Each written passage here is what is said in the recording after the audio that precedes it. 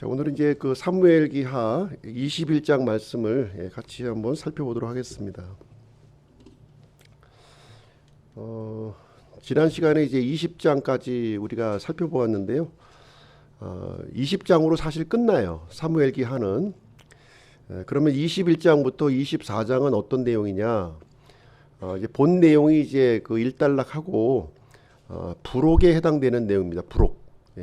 그래서 이제 지금까지 사무엘기 내용이 쭉 진행이 되면서 이제 특별히 기억해야만 되는 그 내용들을 다시 한번 이제 이렇게 상기시켜주고 강조하는 그런 부분의 내용이 이제 되겠습니다.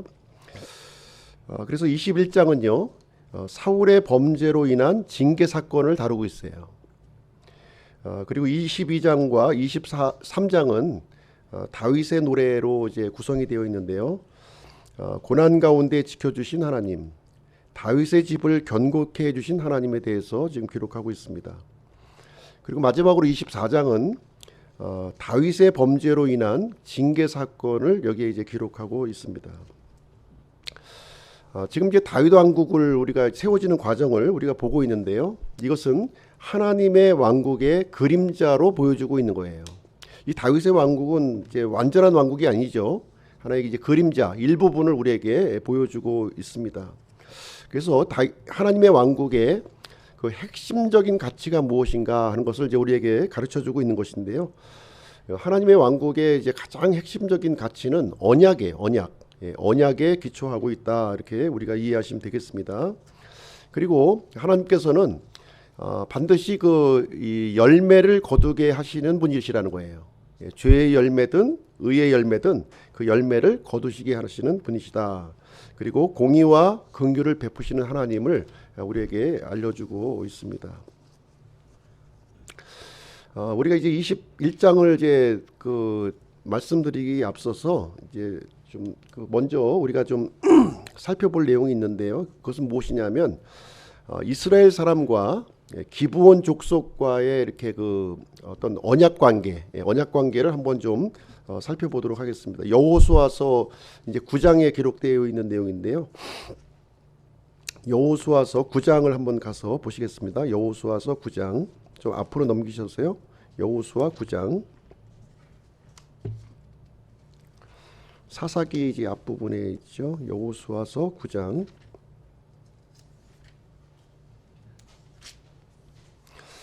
9장 3절 말씀 보겠습니다. 여호수아서 9장 3절.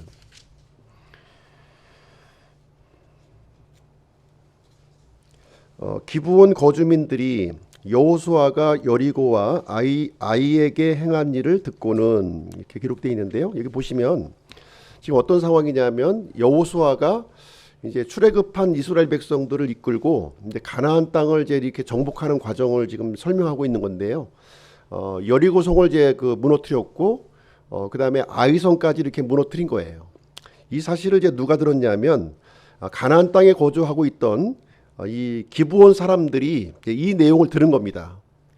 그래서 이제 그 자신들도 이대로 가만히 있다가는 이 이스라엘 민족에 의해서 완전히 멸망을 당하겠구나, 이런 생각을 가진 거예요. 그래서 이제 어떤 생각을 이제 하게 되었냐면, 이 사람들이 길갈에 진을 치고 있던 여호수아에게 나온 겁니다. 이렇게 나와서 마치 가나안 거주민이 아니라 먼 나라에서 온 것처럼 교묘하게 위장을 한 거죠. 그렇죠? 기브온 거주민들이에요. 그래서 이제 그 낡은 포도주 부대와 기운 신발, 낡은 옷, 곰팡이가 난 빵을 이렇게 이제 보여주면서 우리는 굉장히 먼 거리에서 이렇게 왔다, 이렇게 하면서 6절 말씀 한번 보실게요. 9장 6절 말씀을 보시게 되면, 그들이 길갈에 있는 진영으로 가서 여호수아에게 나아가 그와 이스라엘 사람들에게 이르되 우리는 먼 나라에서 왔나이다. 그러므로 이제 당신들은 우리와 동맹을 맺으소서. 이제 동맹을 맺자고 지금 제안을 하고 있는 거예요. 우리가 이제 우리는 그 기꺼이 종이 되겠다는 거죠. 종이 되어서 주종 관계에 이런 그 언약 동맹을 맺자, 이렇게 얘기했습니다. 이때 여호수아는 이 문제를 가지고 하나님께 조언을 구하지 않았습니다. 가지 않고 그대로 이제 그 사람들의 말을 있는 액면 그대로 믿고 화친하고 동맹을 이제 맺게 되었죠. 이렇게 이제 이 맺은 언약은 이제 그 되돌릴 수가 없는 거예요. 이 공적인 언약이기 때문에 국가와 국가 간에 맺은 조약도 마찬가지죠. 정권이 바뀌었다고 해서 그것을 뒤집어 엎을 수가 없는 것입니다. 그대로 이제 승계를 하게 되는 것인데요. 그 내용을 한번 보겠습니다. 19절, 20절 한번 보실게요. 19절, 20절. 모든 통치자들이 온 회중에게 이르되 우리가 주 이스라엘의 하나님을 두고 그들에게 맹세하였으므로 이제 그들을 건드리지 못하리라. 우리가 그들에게 맹세한 맹약으로 인해 진노가 우리에게 닥칠까 염려하므로 우리가 그들에게 이렇게 행하여 그들을 살게 하리라. 그래서 이 동맹은요, 하나님의 맹세로 좀 이루어졌다는 거예요. 기브온 민족과 이스라엘 민족 사이에는 하나님 앞에서 이루어진 그 조약이 이제 되겠습니다. 그래서 이것을 되돌릴 수 있는 방법은 없는 것이고요. 만약에 이것을 어긴다면 하나님의 재앙이 이제 임하게 된다 하는 내용이 여기 기록되어 있는 거예요. 그래서 이 그 언약 백성 안으로 들어온 겁니다. 사실 이제 이 기브온 족속들은 이 아모리 족속이죠. 마땅히 진멸을 당해야만 되는 그런 그 민족이었어요. 그렇지만 이스라엘 민족과 이렇게 하나님 앞에서 언약을 맺음으로 말미암아 하나님의 언약 공동체로 들어왔다는 거예요. 네. 그래서 이 어떻게 이제 그 해결을 했냐면요. 이 사람들을 나무 패는 자와 물 깃는 자로 이렇게 삼아 주었다는 거예요. 마땅히 멸망할 사람들이었지만, 그렇죠? 그렇지만 약속에 의해서, 언약에 의해서 이스라엘 공동체 안으로 지금 이 기브온 사람들이 들어오게 되었다. 이제 이 얘기를 지금 이제 해주고 있는 내용이 이제 되겠습니다. 그러면 이제 오늘 이제 그 진행되는 요 내용이고요. 요 내용을 기초로 해서 사무엘하 21장 말씀을 좀 드리도록 하겠습니다. 1절부터 9절까지는 사울의 죄로 말미암아 다윗 시대에 기근이 일어났다는 거예요. 그리고 10절부터 14절까지는 이때 이제 그 7명의 사람들이 처형당하게 되는데요. 이때 사울의 첩 리스바가 그 시신, 그 시체를 이제 지키는 이야기가 기록되어 있습니다. 그리고 15절부터 22절까지는 다윗을 도왔던 이 용사들의 이야기가 여기에 기록이 되어 있어요. 그래서 오늘 21장의 중심 내용은 하나님의 공동체에 일어난 은혜와 죄는 시공간을 초월한다는 거예요. 시공간을 초월한다는 내용이 되겠습니다. 그러면 그 사울의 죄로 말미암아 다윗 시대에 이제 기근이 이제 일어나게 되었는데요. 사무엘하 21장 말씀으로 돌아가 볼게요. 21장 1절 말씀만 보겠습니다. 1절. 그때 다윗 시대에 3년 동안 해마다 내리 기근이 있어 다윗이 주께 여쭈었더니 주께서 대답하시되 사울이 기브온 사람들을 죽였으므로 그것은 그와 또 피를 흘린 그의 집으로 인한 것이니라. 이 구약의 내용을 보시게 되면 이제 그 하나님께서 이렇게 그 재앙을 내리시는데요. 재앙을 내리는 그 방법에는 자연재해로 이렇게 내릴 수도 있고요. 어떤 기근을 주시기도 하시고 전쟁의 칼이나 사나운 짐승을 보내시기도 합니다. 그리고 역병, 오늘날 같이 역병을 통해서 하나님이 이제 그 징계를 하시게 되는데요. 이 다윗 시대에 이제 기근이 3년을 계속해서 이렇게 임하게 된 거예요. 그래서 당시 왕이었던 다윗이 도대체 이 문제가 어떻게 해서 일어난 것인지 하나님께로 이제 가지고 이제 나갔던 것이죠. 그런데 이제 하나님께서 대답하시기를 사울의 집안이 기브온 거주민들을 학살한 사건, 이 일 때문에 지금 다윗 시대에 기근이 일어났다. 지금 이렇게 설명을 해주고 있습니다. 2절 말씀을 한번 보실게요. 2절 내용을 보시게 되면 사울이 왜 기브온 이 사람들을 이렇게 학살했는지 그 이유를 설명해주고 있는데요. 이에 왕이 기브온 사람들을 불러 그들에게 말하였는데 기브온 사람들은 이스라엘 자손에게 속하지 아니하였고 아모리 족속 중에서 남은 자들에게 속하였더라. 이스라엘 자손이 전에 그들에게 맹세하였는데 사울이 이스라엘과 유다 자손을 향해 열심히 있었으므로 그들을 죽이려고 꾀하였더라. 이렇게 기록하고 있습니다. 그러니까 사울이 이 조상들이 맺었던 이 맹세의 언약을 깨트렸다는 거예요. 왜 깨트렸습니까? 이스라엘과 유다 사람들을 위해서, 그러니까 사람들의 어떤 이 환심을 사기 위해서 이 기브온 거주민들을 학살하고 이렇게 죽이는 일을 진행했다는 거예요. 조상들이 맺어서 이스라엘 공동체 안으로 들어와서 살고 있는 이 사람을 이제 너희들은 원래 우리 이스라엘에 속한 사람들이 아니고 아모리 족속들이기 때문에 너희들을 이제 우리 공동체에서 쫓아내자, 이렇게 얘기를 했던 거예요.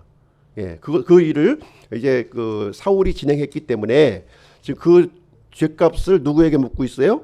다윗 시대에 와서 그 죄값을 묻고 있다. 이제 이 얘기를 해주고 있는 내용이 되겠습니다.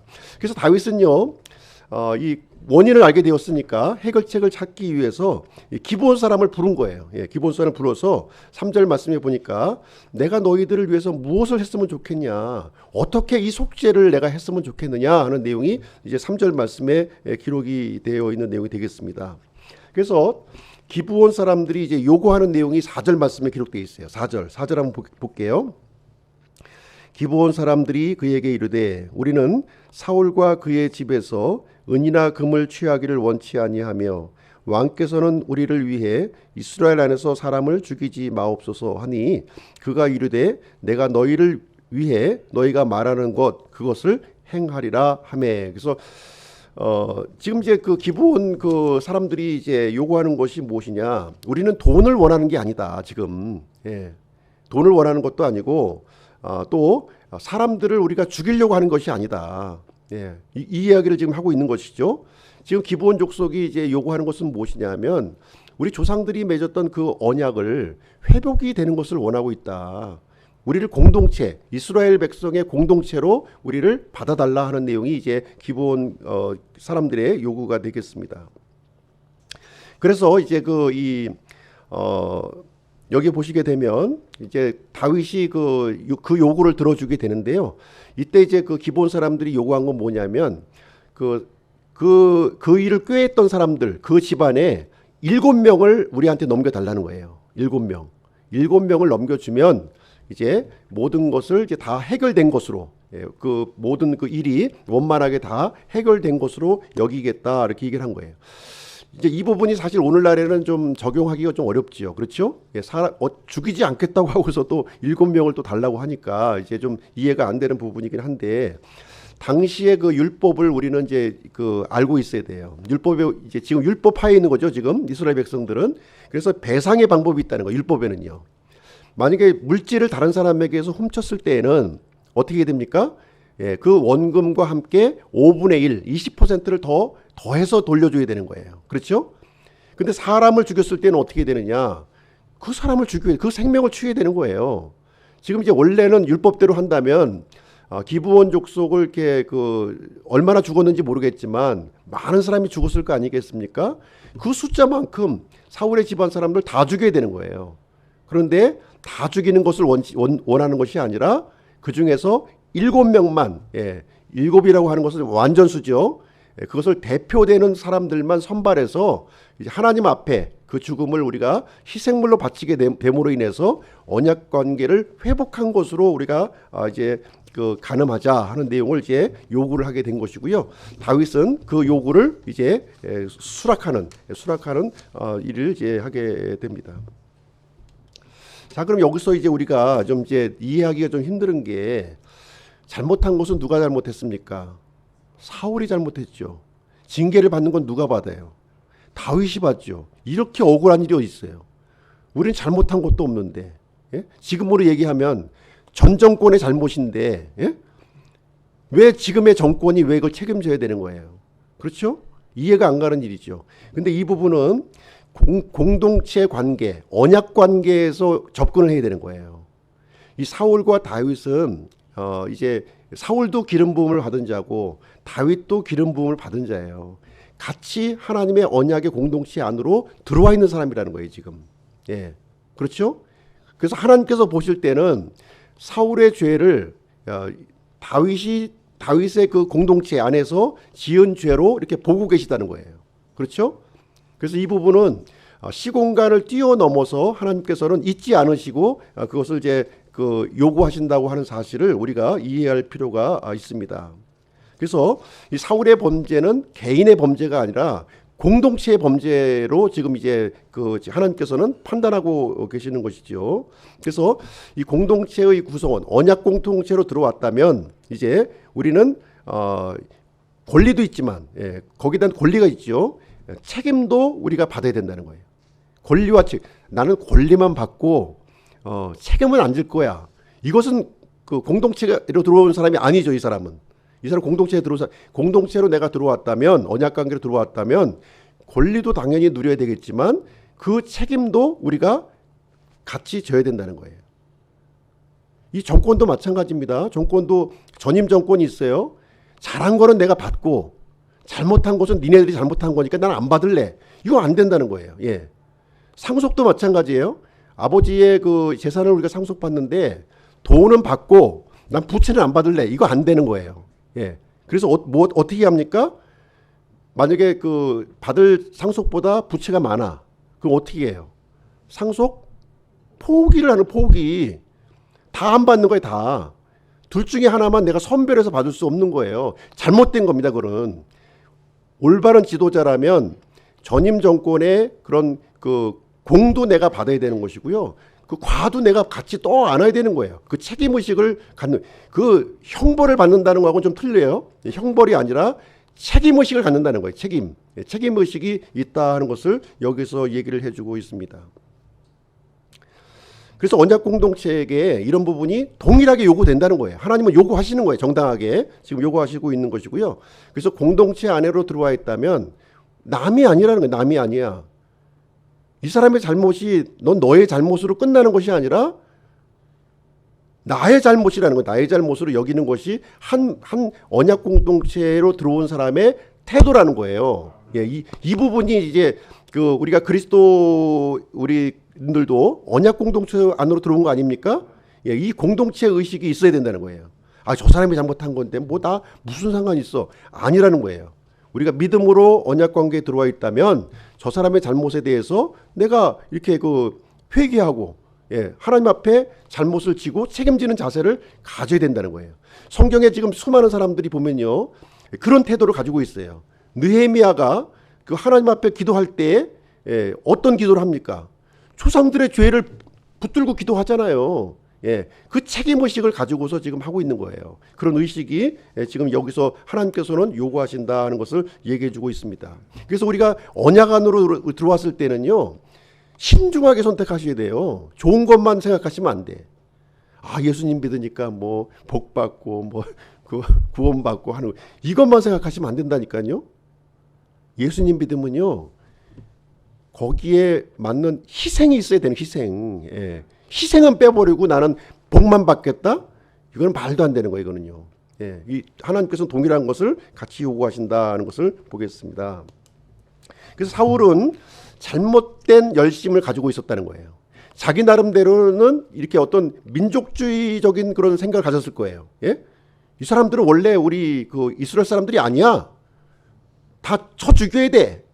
진멸시켜야 돼. 이렇게 생각을 한 거예요. 그렇지만 그렇지가 않다는 거죠. 이 기브온 족속과 이스라엘의 관계는 특별한 관계로 지금 묶여 있다는 거예요. 어떤 관계요? 언약 관계로 들어와 있다 하는 것을 이 사울은 잊어버렸던 것이고요. 기브온 족속들을 이렇게 학살했다고 하는 것은 누구를 대적한 겁니까? 하나님을 대적한 거예요. 하나님 앞에서 이루어진 그것을 이제 대적한 겁니다. 그래서 다윗도 역시 언약 공동체 안에 들어와 있기 때문에 사울의 죄에 대해서 이 책임에 대해서 자유롭지 못하는 거예요. 그래서 이 기본 그 사람들에게 얘기하잖아요. 어떻게 해야 우리가 이것을 속죄를 할 수 있느냐, 이렇게 지금 이제 물어보는 장면이 지금 다윗에게 지금 있는 내용이 되겠습니다. 그래서 적극적으로 다윗이 지금 해결을 하려고 지금 이제 하고 있는 것이죠. 그러면서 7절 말씀에 보시게 되면 무비보셋을 제외시킵니다. 무비보셋이 누구예요? 사울의 그 이제 집안 사람이죠. 근데 요나단의 아들이잖아요. 요나단의 아들. 그렇기 때문에 요나단과의 언약을 기억해서 무비보셋만큼은 제외시켰다는 거죠. 지금 이제 그 7명을 선발하는데 거기에 이제 제외시켰다 하는 것을 얘기해주고 있고요. 다윗도 역시 언약 아래 머물러 있는 이 모습을 우리에게 보여주고 있습니다. 자, 그러면 누구를 내줘야 될 것인가? 참 어려운 문제죠. 예, 어려운 문제예요. 어떻게 보면 당사자들은 뭐 지금 다 뭐 전쟁에 죽고 막 이렇게 흩어져 있는 상황인데 과연 누구를 내줘야 될 것인가? 8절 말씀을 보겠습니다. 8절. 다만 왕이 아이야의 딸 리스바의 두 아들 곧 그녀가 사울에게 낳은 알모니와 무비보셋과 또 사울의 딸 미갈의 5 아들 즉 그녀가 무올라 사람 바르실레의 아들 아드리엘을 위해 키운 아들들을 붙잡아. 여기서 7명을 이제 그 선택하는데요. 첫 번째는 리스바의 두 아들을 이제 알모니 무비보셋 이름이 이제 등장하는데 무비보셋 나오잖아요. 이것은 요나단의 아들 무비보셋이 아니라 동명이인입니다. 동명이인. 이제 그러니까 리스바는 누구냐면 이제 사울의 첩이에요. 첩. 예, 첩입니다. 그래서 이 사울의 이 어떻게 보면 아들이죠. 이 아들인데 이 두 사람을 이제 그 선정을 했고 그다음에 미갈의 5 아들이라고 표현하고 있어요. 여기서 미갈의 5 아들. 근데 이제 개역 성경에 보면 미갈의 아들로 돼 있는 게 아니라 누구의 아들로 돼 있어요? 메랍의 아들. 미갈의 언니 메랍의 아들 5 아들을 여기서 이제 두고 있습니다. 그래서 제가 밴드에 올려놓았는데 이제 미갈의 아들이냐 저기 메랍의 아들이냐 이제 내용에 대해서 설명해 놓았습니다. 사실 미갈의 아들은 아니에요. 예, 우리 이제 마제스트 성경에는 분명히 설명을 해주고 있죠. 그 뒷부분에 보시게 되면 이제 보시죠. 여기 8절 말씀에 보시게 되면 미갈의 5 아들 즉 그녀가 무홀라 사람 바르실레의 아들 아드리엘 이 사람은 누구냐면 메랍의 그 남편이에요. 메랍의 형부죠. 형부를 위해 키운 아들들을 붙잡아. 그러니까 그 무슨 얘기예요? 그 아들이 보면은 내가 낳은 아들이 있고요. 내가 키운 아들이 있는 거예요. 지금 이 그 미갈의 5 아들은 어떤 아들이에요? 낳은 아들이 아니라 키운 아들이다. 지금 얘기를 지금 분명하게 설명을 해주고 있는데 개역 성경에서는 그냥 의역을 해가지고 메랍의 아들들이다 이렇게 얘기를 해주고 있습니다. 그래서 이 사람들이 이제 그 희생물을 이제 하나님 앞에 드리게 되었는데 9절 말씀에 기록되어 있습니다. 9절. 그들을 기브온 사람들의 손에 넘겨주니 그 사람들이 그들을 산에서 주 앞에 목매어 달므로 그들 7 사람이 다 함께 쓰러져 수확하는 때 곧 보리를 수확하는 하기 시작하는 때의 첫 무렵에 죽으니라. 자, 보리를 수확하는 때 죽었다는 거예요. 보리를 수확하는 때가 언제예요? 초실절이에요. 초실절이 요때가 언제냐면 건기입니다. 건기. 곡식을 막 수확해서 오순절까지의 기간은 곡식이 막 익는 과정이기 때문에 이 좀 건기에 해당돼요. 건기. 예, 그러니까 비가 오지 않는 그런 시기가 되겠습니다. 그 무렵에 지금 이제 죽음을 당했다 이렇게 얘기를 하고 있습니다. 그래서 7명의 이 사람들이 어떻게 보면 억울하죠. 직접적으로 관련이 없는 사람들이에요. 그런데 억울하게 이제 그 선택이 되어서 지금 이제 이 사울의 죄를 이제 뒤집어 쓰고 있는 또 사울의 죄로 인해서 온 그 백성들이 기근을 당하고 있는 이런 그 상황이 이제 되겠습니다. 그래서 이 7명이 전부를 대신하는 그런 이제 희생을 이제 받게 되었죠. 그래서 기본 그 사람들과 언약이 이제 회복이 되었고요. 이 일을 통해서. 그리고 그 시체는 그냥 산에 그냥 방치가 되었다는 거예요. 산에 방치가 되었다. 아무도 이 시신을 이제 거들떠보는 사람도 없었고 이렇게 좀 어떻게 보면 이 들짐승의 이제 밥이 될 수밖에 없는 상황이 되겠죠. 이런 상황에서 누가 등장하냐면 아까 이제 리스바가 등장을 합니다. 리스바 10절 말씀 한번 보실게요. 10절. 아이야의 딸 리스바가 수확하기 시작할 때부터 하늘에서 물이 그들에게 쏟아질 때까지 굵은 배를 가져다가 자기를 위해 바위 위에 펴고 낮에는 그들 위에 공중의 새들이 앉지 못하게 하며 밤에는 들의 짐승들이 범하지 못하게 하니. 자, 여기 리스바가 누구냐? 사울의 첩이라는 거예요. 사울의 첩.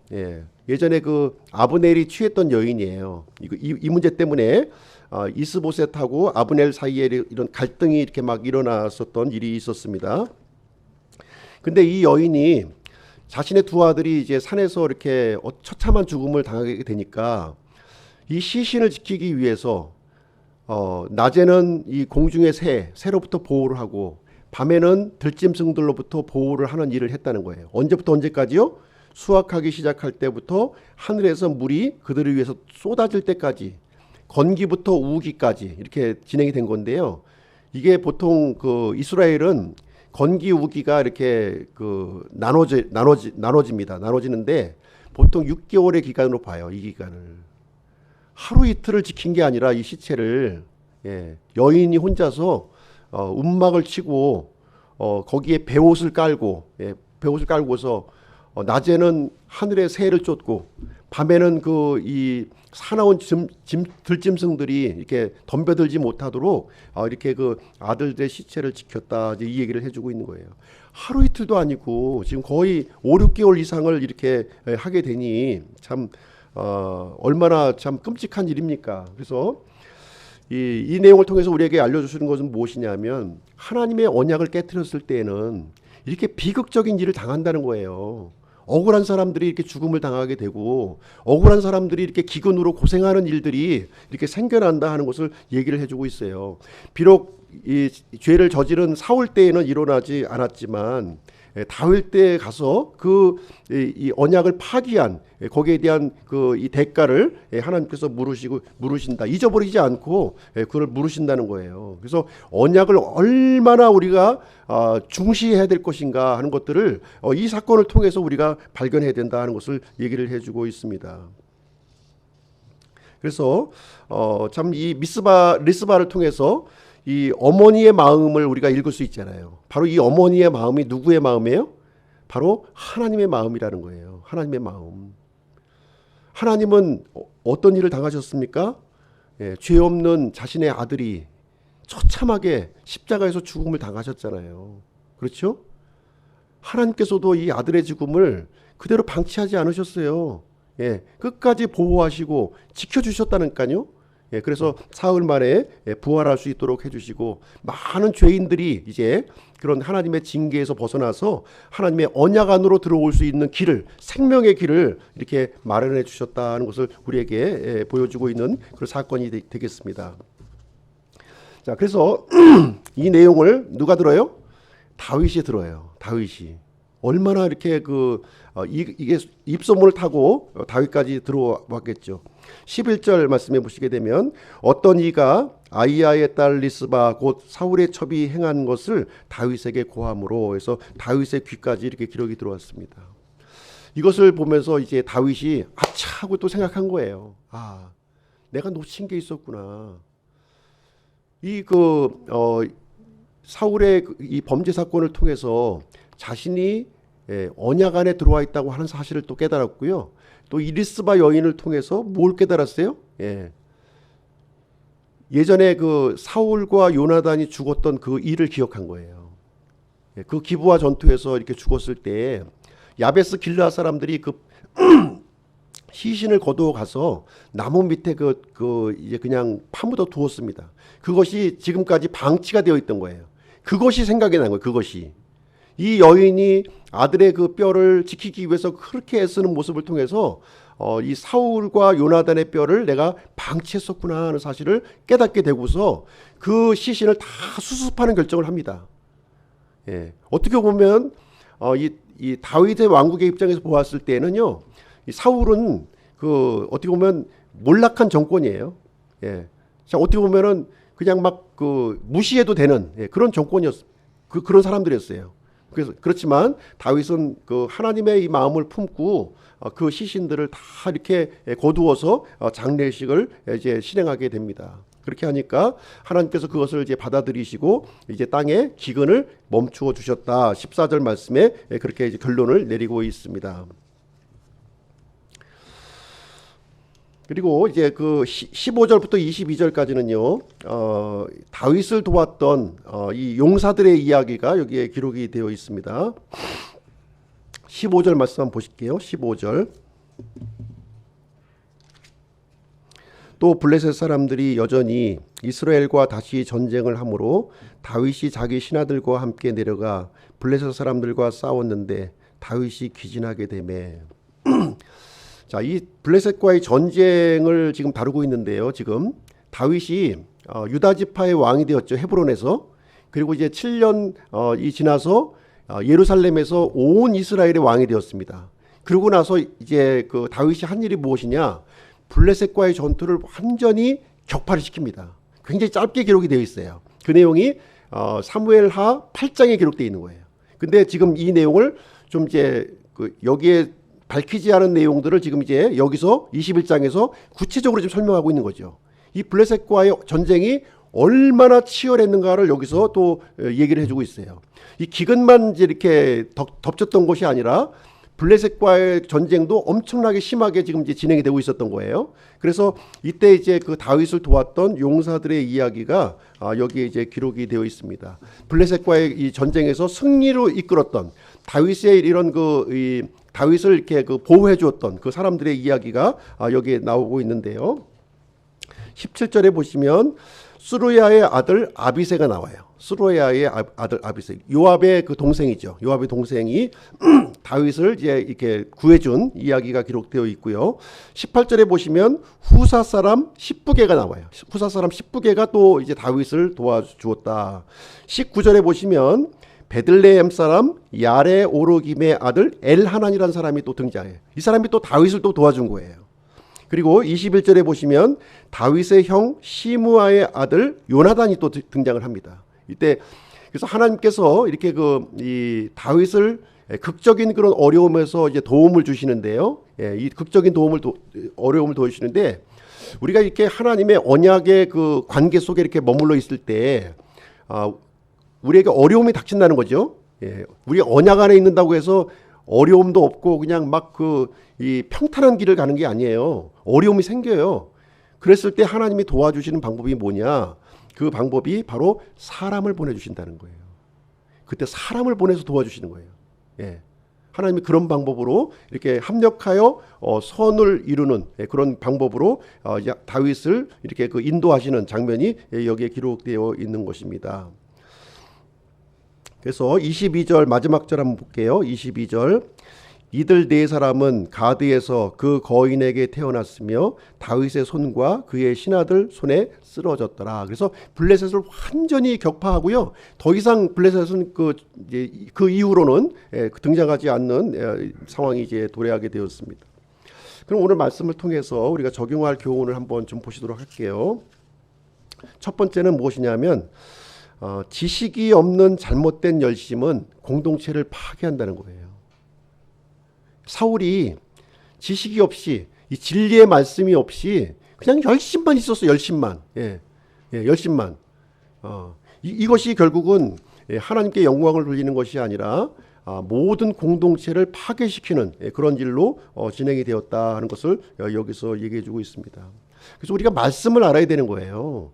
하나님의 뜻을 알고서 우리가 믿음 생활해야 되는 것이지 하나님의 말씀 없이 그냥 내 열심만 하면 하나님이 나라에게 복을 주실 것이다? 절대로 아니라는 거예요. 이것이 바울이 이제 구원받기 전에 열심히 있었습니다. 어디 열심히 있었어요? 유대교에 열심히 있었잖아요. 그래서 열심히 뭘 했어요? 그리스도인들을 박해했다니까요. 진리가 없는 이 열심은 하나님의 나라를 세우는 것이 아니라 하나님의 나라를 망쳐버린다는 거예요. 망쳐버려. 그래서 우리가 말씀을 우리가 배우고 공부하고 또 살펴보고 하는 이유가 여기에 있는 거예요. 다윗은 말씀 안에 머물렀습니다. 언약 안에 머물렀고요. 사울은 말씀 안에 머물지 않았던 거예요. 그러니까 언약을 몰랐어. 하나님을 모르다 보니까 자기 방식대로 하나님을 섬겼던 거예요. 그러니까 결국은 이제 그 자리에서 물러나게 되는 하나님으로부터 버림받는 그런 이야기가 기록이 되어 있는 것입니다. 그래서 온 이스라엘이 이렇게 고통을 받는 그 결과를 맞이하게 되었습니다. 기본 족속들은 이제 사실 멸망할 사람들이었죠. 그렇죠? 그렇지만 마땅히 이제 이 죄와 사망으로 이제 다스려져야 될 그런 사람이었지만 이제 하나님의 언약 안에 들어오면서 이 하나님의 언약의 법이 그 죄와 사망의 법보다 상위의 법이라고. 상위의 법. 우리가 생명의 성령의 법 안으로 들어와 있잖아요. 우리가 그리스도를 믿음으로써 언약 공동체 안으로 들어오면서 이제 죄와 사망의 법에서 지배를 받았지만 이제 생명의 성령의 법을 지배받게 되는, 상위의 법에 지배받게 되는 일이 이제 생겨났다는 것을 얘기해주고 있습니다. 그래서 하나님의 언약은 대단히 중요한 것이고요. 이 언약을 깨트렸을 때에는 하나님께서는 그 대가를 아주 철저하게 잊지 않으시고 갚으시는 분이시다 하는 것을 여기서 가르쳐주고 있습니다. 두 번째로는 이 리스바의 여인을 통해서 하나님의 마음을 우리에게 보여주고 있는 사건이 되겠습니다. 그래서 하나님은 죄는 미워하셔요. 죄는 미워하시지만 사람까지 미워하지는 않으신다는 거예요. 이 사실을 우리가 알 필요가 있겠습니다. 그래서 우리가 하나님의 언약의 공동체에서 우리가 이 가져야 될 가장 중요한 가치, 이게 뭐냐? 긍휼이라는 긍휼.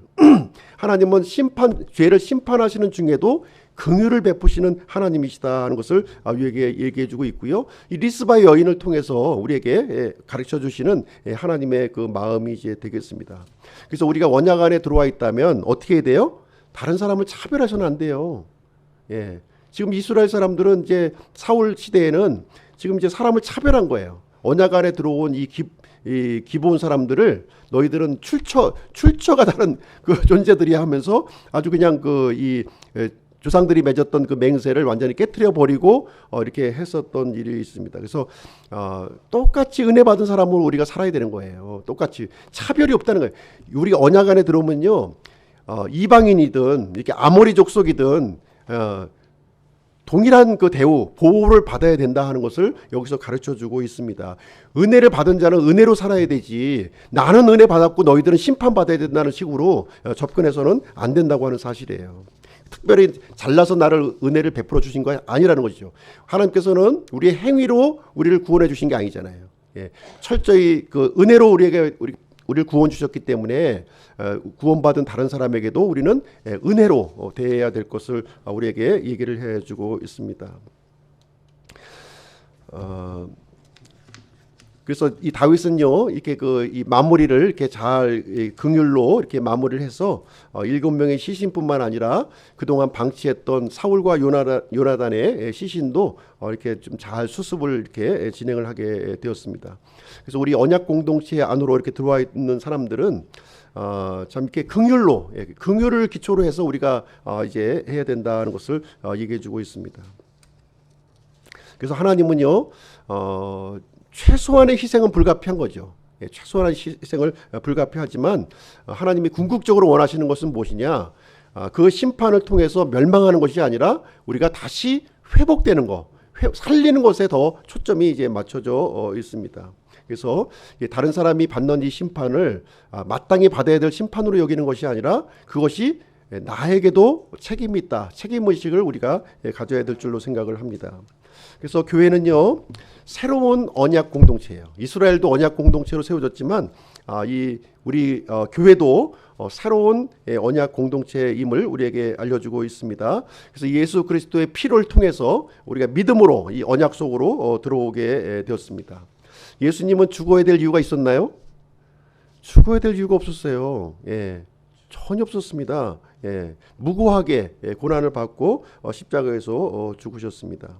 그래서 우리는 이제 예수 그리스도를 믿음으로 언약 안으로 들어오게 돼요. 들어오게 되면서 예수님의 공로가 내 공로가 되는 거예요, 이제.